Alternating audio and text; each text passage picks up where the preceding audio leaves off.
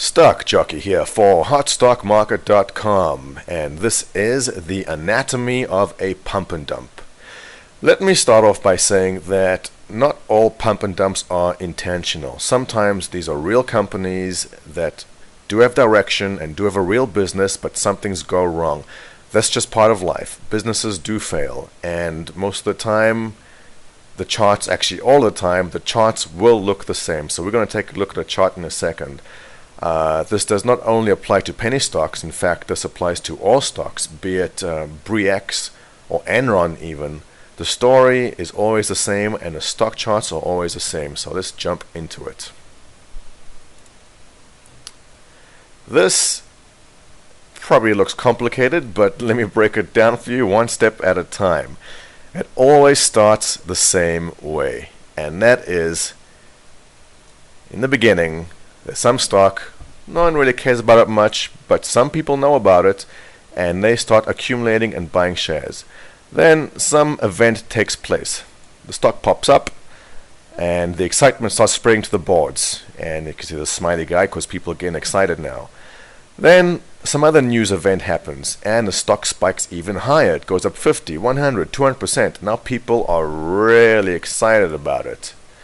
And here comes the fun. There's the promise of a press release, the promise of some event. It happens, and the stock explodes. And we're talking a huge move, and it's always on huge volume. New investors get caught in this spike each and every time. A lot of investors are on the sidelines and they are watching, and when they see this move up here, they just get excited and they jump in because they think the stock is going to go higher. The dancing banana comes out, the booyah signs come out. Then all of a sudden, bam, it drops. Why?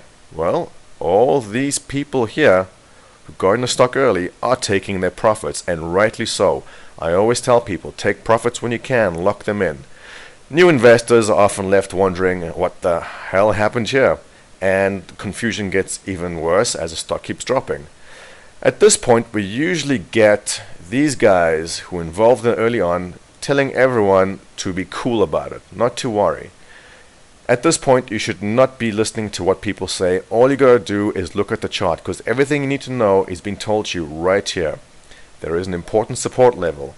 If the stock breaks through that, something is wrong. It is not working out, regardless of what this guy says. And before you know it, the stock broke under support, and you are starting to get really sad. And as another support level is broken, that sadness turns into anger.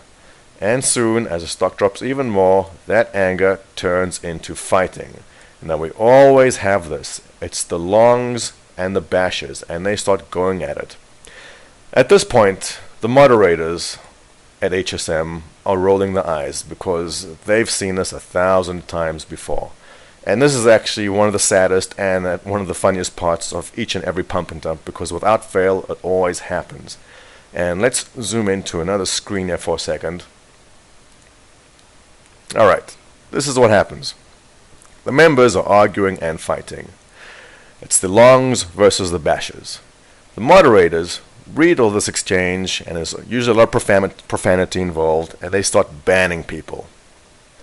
Then there's always the conspiracy nut who suddenly decides that the moderators must be part of the conspiracy, because if they ban someone who is bashing the stock, they're trying to hide the truth. Or if they ban someone who was long on the stock, they're also trying to hide the truth.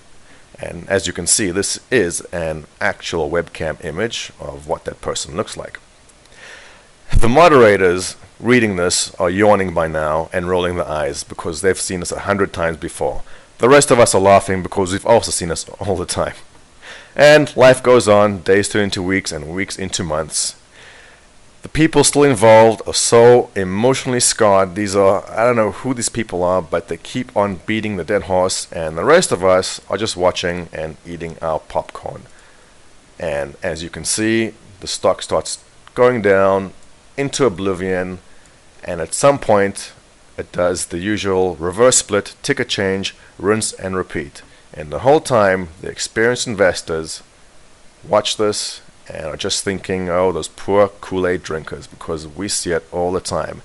And now that you have seen it, you know exactly what to watch out for. And that is the anatomy of the pump and dump. Stock Jockey, out.